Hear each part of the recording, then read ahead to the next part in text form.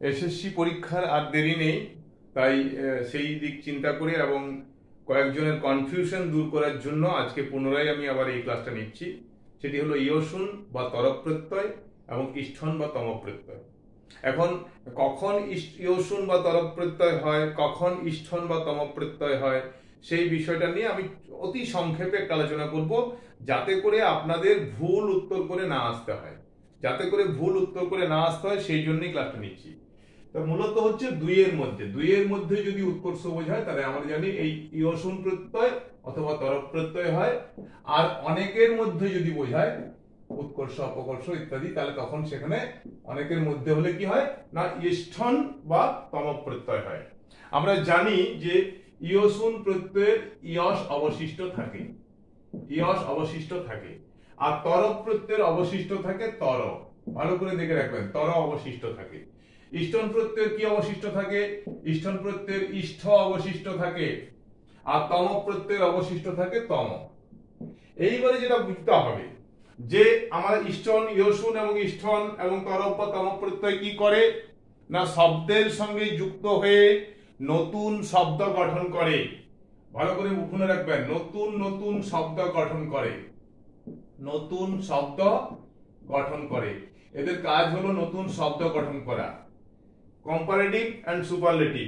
ইষ্ঠন বা তমক হচ্ছে সুপারলেটিভ, ইংরেজিতে যেটা সুপারলেটিভ, এবং কম্পারেটিভ এটা হচ্ছে ইয়সুন তরফ হচ্ছে কম্পারেটিভ, ইষ্ঠন তমক হচ্ছে সুপারলেটিভ। তাহলে কি করে এরা না শব্দের সঙ্গে যুক্ত হয় এবং যুক্ত হয়ে নতুন শব্দ গঠন করে। তো শব্দ যখন গঠন করে ভালো করে বুঝতে হবে যে এই তার মধ্যে এই ইয়সুন এবং ইষ্ঠন প্রত্যয় এরা কিন্তু মূল শব্দের সঙ্গে যুক্ত হয় না, শব্দের পরিবর্তিত রূপের সঙ্গে যুক্ত হয়। দু একটা দেখালে আপনাদের পরিষ্কার হবে ব্যাপারটা। যেমন অন্তিক একটা শব্দ যার অর্থ নিকটে, অন্তিক একটা শব্দ, এর পরিবর্তিত রূপটা কি না নেদ। এই নেদের সঙ্গে ইয়স যখন যুক্ত হয় তখন হয়ে যায় কি নেদ যুক্ত ইয়স, নেদিয়স। আর নেদ যুক্ত ইয়স, নেদিয়স। আর নেদের সাথে ইষ্ঠন যুক্ত হতে পারে, পরিবর্তিত রূপের সঙ্গে ইষ্ঠন বা ইয়সুন যুক্ত হয়, তাহলে তখন হয়ে গেল নেদিষ্ঠ। কিন্তু তরফ এবং তম প্রত্যয় মূল শব্দের সঙ্গে যুক্ত হয়। যেমন অন্তিক যুক্ত তরফ, তখন কি হয়ে যাবে অন্তিক তর। তরফ প্রত্যয় তর যুক্ত হলো, হয়ে গেল অন্তিক তর। আর এখানে কি হবে অন্তিক তম, যখন তম প্রত্যয় যুক্ত হবে তখন তার তম অংশ যুক্ত হলো, অন্তিক তম। এখন কথা হলো যে এই যে হলো গঠন হলো, মানে এই যে অন্তিক শব্দের সঙ্গে ইয়সুন প্রত্যয় যুক্ত করে নেদিয়স রূপটা পেলাম, আবার তরফ প্রত্যয় যুক্ত করে অন্তিকতর রূপটা পেলাম, আবার ইষ্ঠন যুক্ত করে নেদিষ্ঠ রূপটা পেলাম, এবং তমক যুক্ত করে অন্তিকতম রূপটা পেলাম। এগুলো কি হলো? এগুলো এই শব্দের সঙ্গে এই প্রত্যয় যোগ করে নতুন শব্দ গঠন হলো। এই নতুন শব্দ যেমন গুরু শব্দ, গুরু, তাহলে গুরুর পরিবর্তিত রূপ কি গর। গরের সঙ্গে ইয়সুন যখন যুক্ত হয়ে যাবে তখন কি হয়ে যাবে গরিয়স। যখন গুরুর সঙ্গে কি হবে তরফ প্রত্যয় যুক্ত হবে, কারণ গরের সাথে যুক্ত হবে না, তাহলে হয়ে গেল গুরু তর। আবার এখানে কি হয়ে গেল গর যুক্ত ইষ্ঠন, ইষ্ঠনের ইষ্ঠ মানে গরিষ্ঠ। আর এখানে কি হয়ে যাবে গুরু যুক্ত তমক সমান গুরুতম। তাহলে কি হলো গুরু থেকে কি হলো না এই দুইয়ের মধ্যে তুলনা বুঝিয়ে ইয়সুন এবং তরফ প্রত্যয় যুক্ত হয়ে হলো গরিয়স এবং গুরুতর শব্দ, এবং ইষ্ঠন প্রত্যয় এবং তম প্রত্যয় যুক্ত হয়ে গরিষ্ঠ এবং গুরুতম শব্দ গঠন হলো।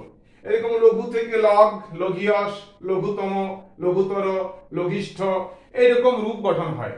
মনে রাখতে হবে এগুলো সব শব্দ, যা তৈরি হলো শব্দ, কারণ এর সাথে শব্দের সাথে এখনো সুখ বিভক্তি যুক্ত হয়নি। যতক্ষণ পর্যন্ত সুখ বিভক্তি যুক্ত না হবে ততক্ষণ পর্যন্ত সেগুলো শব্দ, কারণ সুখ তিঙন্তম পদম। পদ করলে তখন কি করতে হবে না আমরা জানি, সাধারণত জানি প্রত্যেকেই কি না ইয়সুন প্রত্যয়ান্ত যে শব্দগুলো, ইয়সুন প্রত্যয়ান্ত শব্দ শব্দের ইয়সুন প্রত্যয়ান্ত শব্দের রূপ কিরকম রূপ না মূলত পুংলিঙ্গে হয় লঘিয় শব্দের মতো, ভালো করে দেখে রাখুন, লঘিয় শব্দের মতো পুংলিঙ্গের রূপ হয়।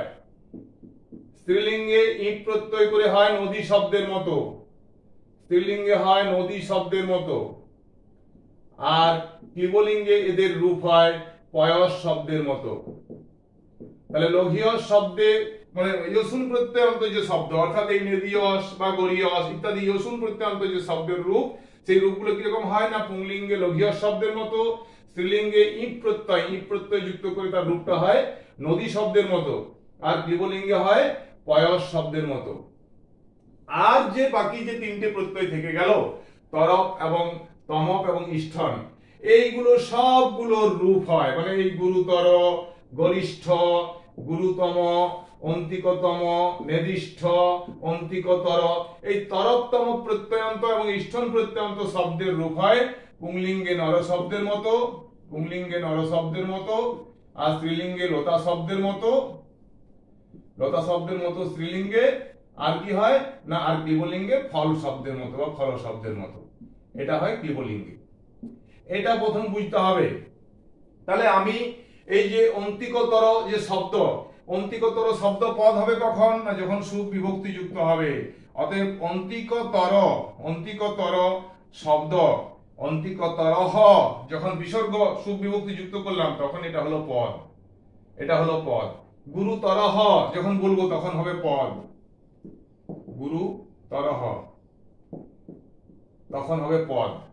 অন্তিক নেদিষ্ঠ যখন নেদিষ্ঠ বলবো দন্তনে হস্যই দয় হস্যই মূর্ধন্য ষ ঠ নেদিষ্ঠ, এটা হলো শব্দ।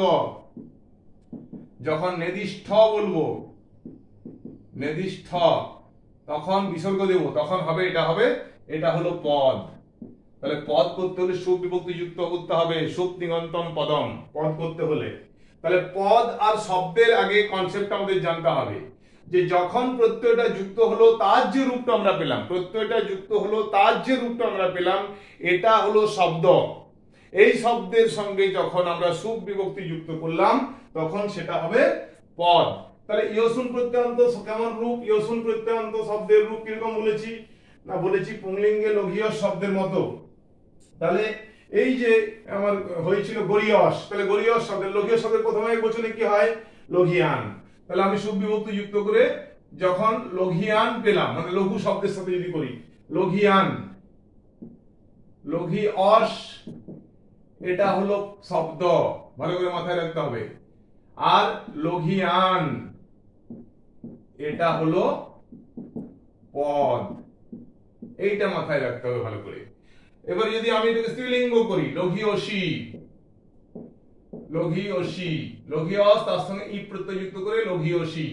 এই লঘিয়সী শব্দও আবার পদও, কারণ নদী শব্দের প্রথমা একবচনে নদীয়েই হয়, নদী শব্দের প্রথমা একবচনে কি হয় নদীয়েই হয়। তাহলে সুতরাং এটা পদ আবার শব্দ দুটোই বলতে পারি, কারণ এটা দীর্ঘইকারান্ত শব্দ।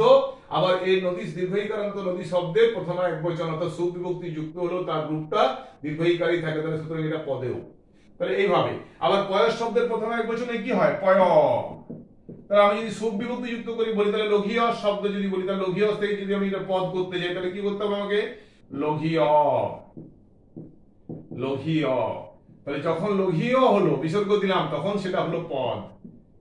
হ্যাঁ গরিয় ক্লিবলিঙ্গ পদ, গরিয় মানে ক্লিবলিঙ্গ তার পদ হলো গরিয়। এইগুলো হচ্ছে পদ। তাহলে ইয়সুন প্রত্যয়ান্ত শব্দের রূপ কি হয় না লঘিয় শব্দের মতো পুংলিঙ্গে, স্ত্রীলিঙ্গে ই প্রত্যয় করে নদী শব্দের মতো, আর ক্লিবলিঙ্গে পয়স শব্দের মতো। সুতরাং পদ এবং শব্দ সম্বন্ধে আমাদের একটা ধারণা তৈরি হলো। এইবারে যেগুলো আমাদের পরীক্ষাতে আসে সেই রকম ধরনের আমি কয়েকটা আলোচনা করে দিচ্ছি যাতে করে কারো অসুবিধে না হয়। যেমন যেমন আমাকে দেখলাম আমি একটি বই থেকে একজন পাঠিয়েছেন, সেখানে বিকল্প রূপ ভুলে ভরা। আমি জানি না কার লেখক কোন কে কার বই, তো সেই ভুল যাতে না হয় সেই জন্য আমার আজকে মনে হলো যে না বলে দেওয়া বোধহয় উচিত। যেমন আমি যদি লঘিষ্ঠ, লঘিষ্ঠ এর যদি বিকল্প রূপ করি, লঘিষ্ঠ এর যদি বিকল্প রূপ করি, আরে ভালো করে লিখি পরিষ্কার করে, যদি লঘিষ্ঠ লঘিষ্ঠ এর বিকল্প রূপ করি। ধরুন বললো বিকল্প রূপ লিখুন, বিকল্প রূপ লিখুন বা বিকল্প রূপ হবে, বললো লঘিষ্ঠর বিকল্প রূপ হবে। তাহলে লঘিষ্ঠর বিকল্প, তাহলে লঘিষ্ঠ কি শব্দ না পদ? শব্দ। তাহলে শব্দ করলে শব্দের বিকল্প শব্দ হবে। তাহলে ইষ্ঠন বা তম প্রত্যয়, ইষ্ঠন এবং তম প্রত্যয় সেম অর্থ প্রকাশ করে। ইষ্ঠন বা তম প্রত্যয় সেম অর্থ প্রকাশ করে। তাহলে কিন্তু তম প্রত্যয় মূল শব্দের সঙ্গে যুক্ত হয়। তাহলে লঘু শব্দের সঙ্গে তার পরিবর্তিত রূপ লগ, লগের সঙ্গে ইষ্ঠন যুক্ত করে হয়েছে লঘিষ্ঠ। তাহলে লঘিষ্ঠ একটা শব্দ, তাহলে এখানেও লঘুর সঙ্গে তম প্রত্যয় যুক্ত করলে কি হবে? লঘুতম। লঘুতম এটা শব্দ, এটা শব্দ। এবারে যদি আমি এটাকে পদ করি, লঘিষ্ঠ করলাম, লঘিষ্ঠ দেওয়া থাকলো আমার পরীক্ষাতে, তাহলে বিসর্গ হয়ে পদ হলো, তাহলে তার বিকল্প পদের বিকল্প তো পদেই হবে, তখন হবে লঘুতম। লঘুতম। মহত্তর দেওয়া থাকলো, মহৎ শব্দ থেকে মহত্তর, পদ, তাহলে পদের বিকল্প কি হবে? পদ হবে। তাহলে তরফ প্রত্যয় বা ইয়সুন প্রত্যয়, তাহলে মহত্তর, মহৎ শব্দের পরিবর্তিত রূপ কি হয়? মহৎ শব্দের পরিবর্তিত রূপ, মহৎ শব্দের পরিবর্তিত রূপ কি হয়? মহ হয়। তাহলে মহীয়স, মহ, তার সঙ্গে ইয়স যোগ করলে কি হয়? মহীয়স। তাহলে মহীয়স আর তার পুংলিঙ্গ করলে কি হবে? লঘিয় শব্দের মতো মহীয়ান, তাহলে তখন হবে পদের বিকল্প পদ মহীয়ান, পদের বিকল্প পদ মহীয়ান। যদি বলতাম মহত্তরা, আমি যদি বলতাম মহত্তরা, এটা দেওয়া থাকলো, তার বিকল্প রূপ কি হবে?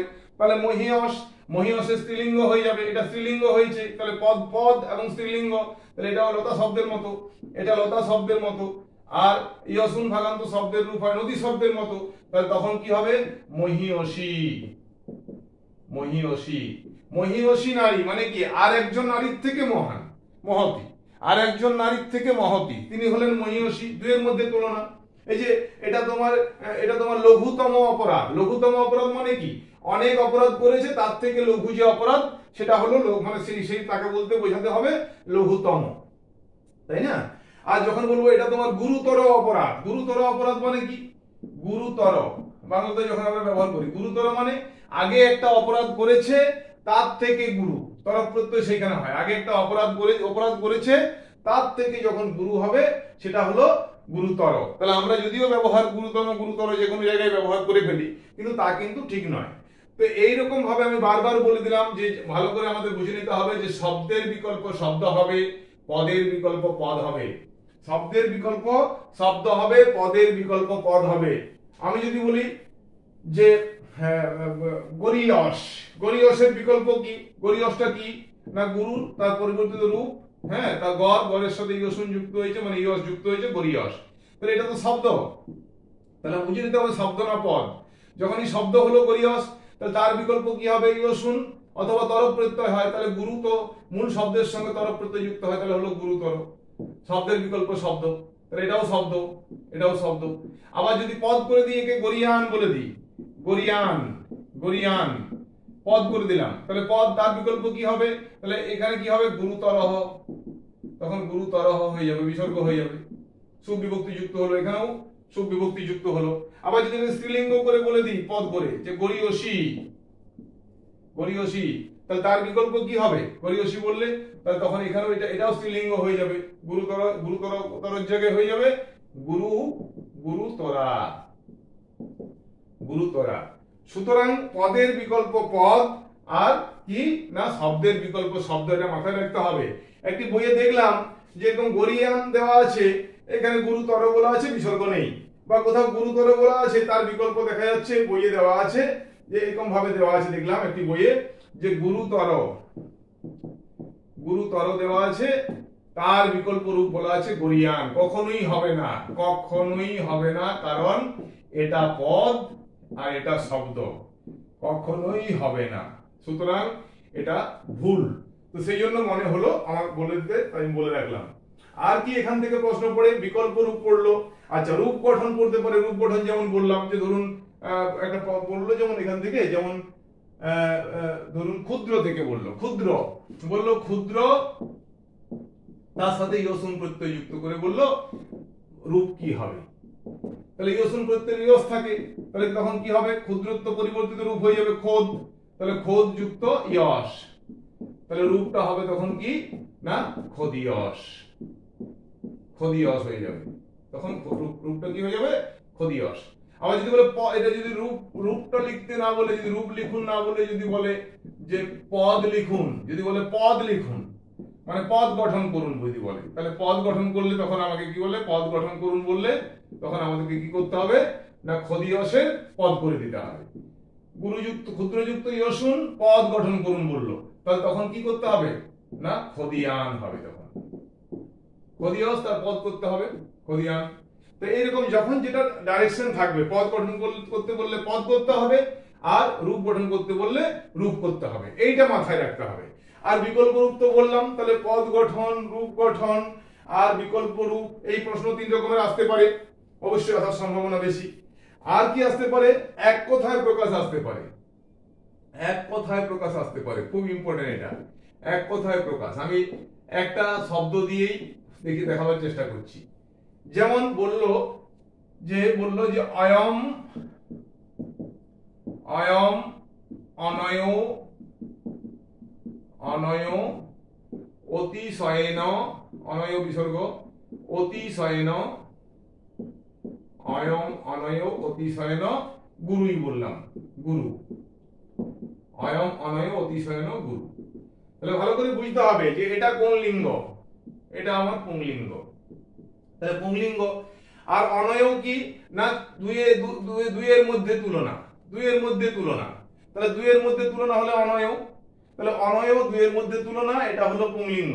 আর শব্দটা হচ্ছে গুরু, তাহলে কি হতে পারে না দুইয়ের মধ্যে যদি তুলনা বোঝায় তাহলে গুরু শব্দের সাথে কি হতে পারে ইয়সুন যুক্ত হতে পারে, ইয়সুন, আর অথবা কি হতে পারে তরফ হতে পারে, অথবা তরফ যুক্ত হতে পারে। খুব ভালো কথা। তাহলে গুরুর সঙ্গে যদি ইয়সুন করি তাহলে এর পরিবর্তিত রূপ কি গড়, তাহলে গড় যুক্ত ইয়সুন করলে কি হয় না গরিয়স। প্রথমত আমি ধরলাম যে গরিয়স হলো, এবারে গরিয়স হলো। আর এখানে যদি তরফ করি তাহলে তরফ করলে হবে গুরুতর হলো। এইবারে গুরুতর তো হলো, মানে আমি দুইয়ের মধ্যে তুলনা করে গুরুতর পর্যন্ত পেলাম। এবারে অয়ম বলেছে তাহলে পুংলিঙ্গে, তাহলে আমাকে গরিয়সের পুংলিঙ্গ করতে হবে। তখন কি রূপটা হবে আমার, তখন গরিয়সের পুংলিঙ্গ করলে আমার রূপ হবে গরিয়ান, তখন আমার পুংলিঙ্গ করলে গরিয়ান, গরিয়ান। আর আমাকে তরফ প্রত্যয় করলে তখন কি হবে গুরু, গুরু তরহ, তরফ বিসর্গ। তাহলে পুংলিঙ্গ যেহেতু বলেছে, এবারে যদি এটাকে পুংলিঙ্গের জায়গায় যদি আমাকে স্ত্রীলিঙ্গ করে দেয় ইয়ম, ইয়ম অনয়। আরো বলে রাখি এই অনয়র জায়গায় অনেক সময় এনয়ও কোথাও থাকতে পারে, এনয়ও থাকতে পারে, এনয়ও থাকতে পারে। কখনো অয়মের জায়গায় এসও বলা থাকতে পারে, এসও বলা থাকতে পারে। তাহলে এসও বললেও পুংলিঙ্গ, ইয়মের জায়গায় এসাও বলা থাকতে পারে, এসা অবলিক ইয়ম, এসো অবলিক অয়ম যদি থাকে। এবারে অনয় এনয় থাকতে পারে দুইয়ের মধ্যে তুলনা, তাহলে এটাও দুইয়ের মধ্যে তুলনা, দুইয়ের মধ্যে তুলনা। আর এটা কি না স্ত্রীলিঙ্গ, তাহলে স্ত্রীলিঙ্গ। এবারে অতিশয়ন গুরুই থাকলো, অতিশয়ন, অতিশয়ন গুরু। এবারে যদি স্ত্রীলিঙ্গ হয়, স্ত্রীলিঙ্গে গুরু শব্দ মানে ধেনু শব্দের মতো হলে গুরু হতে পারে, আবার স্ত্রীলিঙ্গ করে গুরবীয় বলা থাকতে পারে, মানে বিকল্পে গুরবীয় হয়, গুরু শব্দের বিকল্পে স্ত্রীলিঙ্গে গুরবীয় হয়। তাহলে অয়ম অনয় বা এনয় এসাও বলতে পারে, এসা ইয়ম অবলিক ইয়ম, অনয় অবলিক এনয়, অতিশয়ন গুরু অবলিক গুরবী। তাহলে এটা কি হবে আমার অনয় মানে দুইয়ের মধ্যে, তাহলে ইয়সুন প্রত্যয় অথবা তরফ প্রত্যয় হবে গুরু শব্দের সঙ্গে, এটা বোঝা গেল। তাহলে গরিয়স বা গুরুতর আমরা পাচ্ছিলাম। এবারে যখনই স্ত্রীলিঙ্গ হয়ে গেল তখন কি করতে হবে, গরিয়সের আমরা স্ত্রীলিঙ্গ করলে আমরা বলতে পারি কি না গরিয়সী, নদী শব্দের মতো হয়ে যাবে ই প্রত্যয় যুক্ত করে, তাহলে হবে তখন গরিয়সী, অথবা কি হবে না গুরুতরা, অথবা হবে গুরুতরা। বাস হয়ে গেল।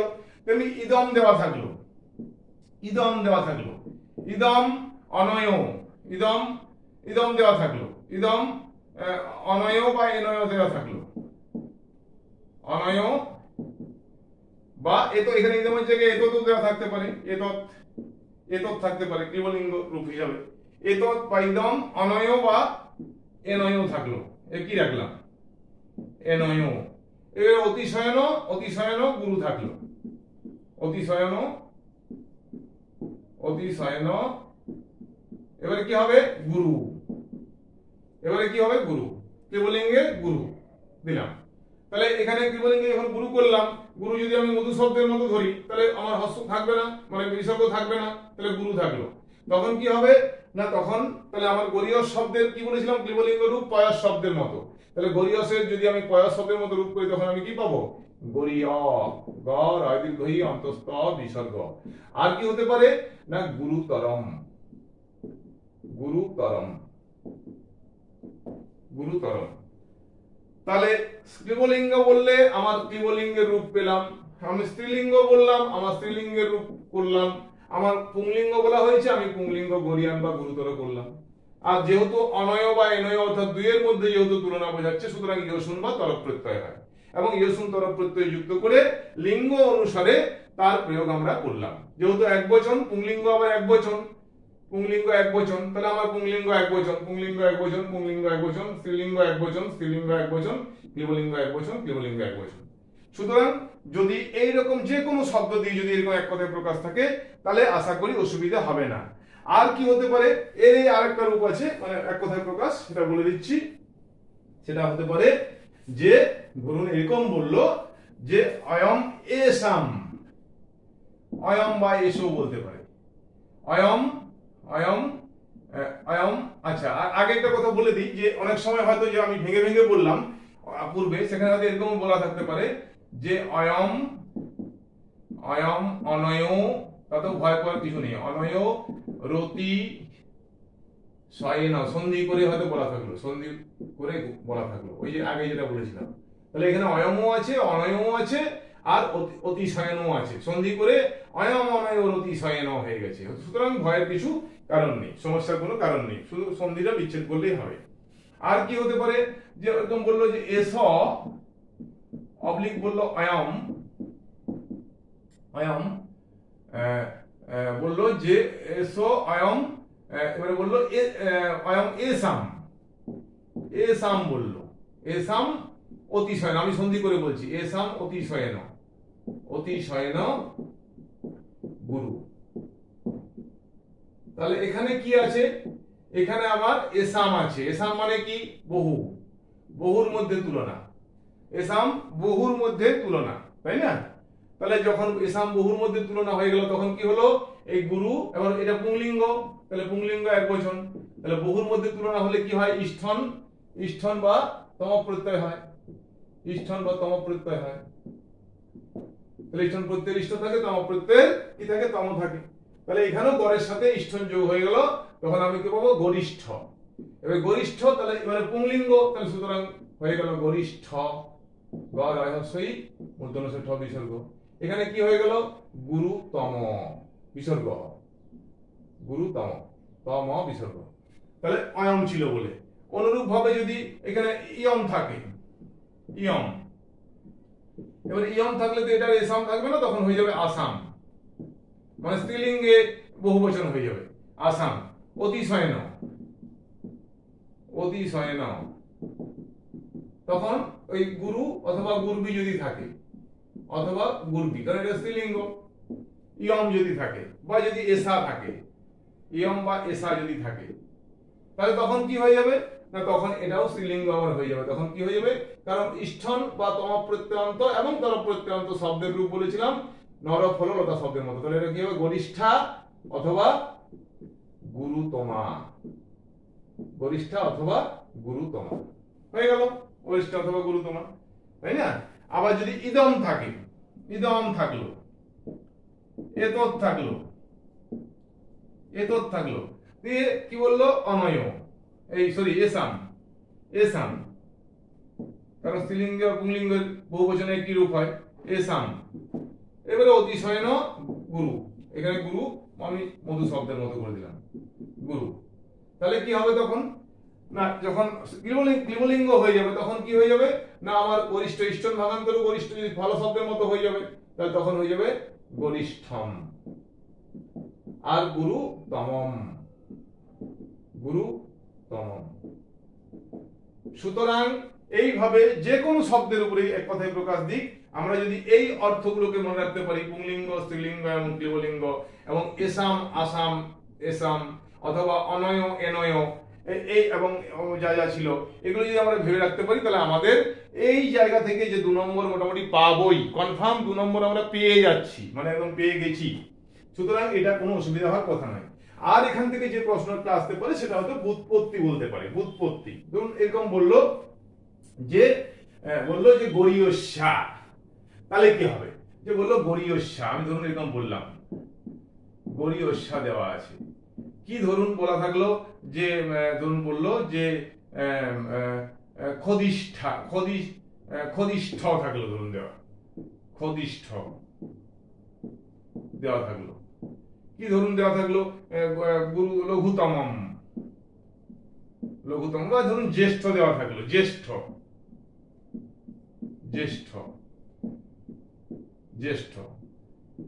বা অন্য কিছু থাকতে পারে। তাহলে এই যখনই বলবে তাহলে কি হবে না গরীয়সী শব্দ কি কোথা থেকে এসেছে না গুরু শব্দের সঙ্গে কি যুক্ত হয়েছে না ইয়সুন প্রত্যয় যুক্ত হয়েছে। ইয়সুন প্রত্যয় যুক্ত হওয়ার পরে গরীয়সী হতে গেলে কি করতে হয়েছে না ই প্রত্যয় যুক্ত হয়েছে।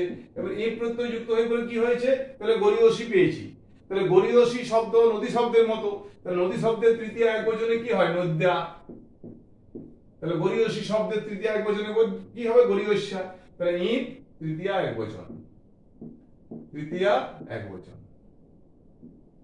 একবচন, তো খদিষ্ঠ বিসর্গ দেওয়া আছে। তাহলে এখানে কি করে হয়েছে না ক্ষুদ্র শব্দের সঙ্গে কি প্রত্যয় যুক্ত হয়েছে ইষ্ঠন প্রত্যয় যুক্ত হয়েছে। তো ইষ্ঠন প্রত্যয় যুক্ত হয়ে কি হয়েছে খদিষ্ঠ হয়েছে। খদিষ্ঠ হওয়ার পরে তার সঙ্গে কি যুক্ত হয়েছে না সুপ বিভক্তি যুক্ত হয়েছে। আমি সুপ বিভক্তি না বলে যদি সুপ বলতে পারি, আদারওয়াইজ আমি কি বলতে পারি যে প্রথম একবচন বলে দিতে পারি। ইষ্ঠন প্রথম একবচন, পুংলিঙ্গের প্রথম একবচন বলতে হবে, পুংলিঙ্গের প্রথম একবচন, তাই না। এবারে বৃদ্ধ থেকে বলতে পারি, বৃদ্ধ বর্ষীয়স আবার জ্যেষ্ঠ দুটোই হয়, বৃদ্ধ থেকে বর্ষীয়স এবং জ্যেষ্ঠ পরিবর্তিত রূপ হয়। তাহলে জ্যেষ্ঠ মানে আমি কি বলতে পারি না বৃদ্ধ, তাহলে বৃদ্ধ শব্দ তার সঙ্গে কি হয়েছে ইষ্ঠন প্রত্যয় যুক্ত হয়েছে,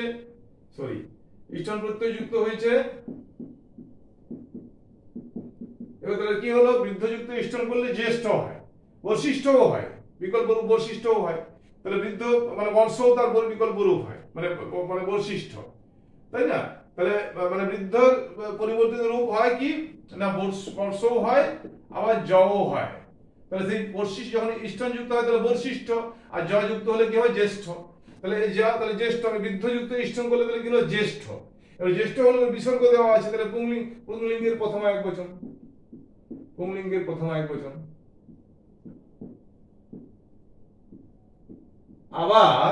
আবার যদি এটাকে আবার স্ত্রীলিঙ্গ করে দেওয়া থাকে জ্যেষ্ঠা থাকতে পারে, যেমন মহীয়সী যদি থাকে, মহীয়সী নারী আমরা জানি। মহীয়সীটা কি করে আসছে না মূল শব্দটা হচ্ছে মহৎ শব্দের সঙ্গে কি হচ্ছে ইয়সুন প্রত্যয় যুক্ত হচ্ছে। ইয়সুন প্রত্যয় যুক্ত হলে কি হলো মহীয়স পেলাম, মহীয়সের সাথে ই প্রত্যয় যুক্ত হলো তাহলে কি হলো মহীয়সী হলো। এবারে মহীয়সী তাহলে ইপ হয়ে গেল মহীয়সী, আমরা কোন শব্দটা পেয়ে গেলাম, তাই না। তো এরকম ভাবে কি বলতে পারে যে তাহলে আমাদের কি কি পড়তে পারে এখান থেকে প্রশ্ন, মূলত যে প্রশ্নগুলো পড়তে পারে ধরুন প্রত্যয় যোগ করে দেখা দেওয়া থাকলো এরকম ভাবে যে এক হতে পারে 1 নম্বরে বলতে পারে যে রূপ লিখুন দিয়ে দেওয়া থাকলো ধরুন এরকম যে বৃদ্ধ যুক্ত ইয়সুন, তাহলে কি হবে বৃদ্ধ যুক্ত ইয়সুন, তাহলে কি করতে পারি না আমি বর্ষীয়স করতে পারি আর আমি জ্যায়স করতে পারি, জ্যা থেকে পরিবর্তিত রূপে ইয়সুন করলাম, বর্ষীয়স করতে পারি জ্যায়স করতে পারি। ইয়সুন নয় ইয়সুন। আবার কি করতে পারে বলে পদ গঠন করুন, ধরুন এটাই বললো পদ গঠন করুন বা পদ গঠন করুন দিয়ে বললো ধরুন যে লঘু দেওয়া থাকলো, লঘু যুক্ত ইষ্ঠন থাকলো।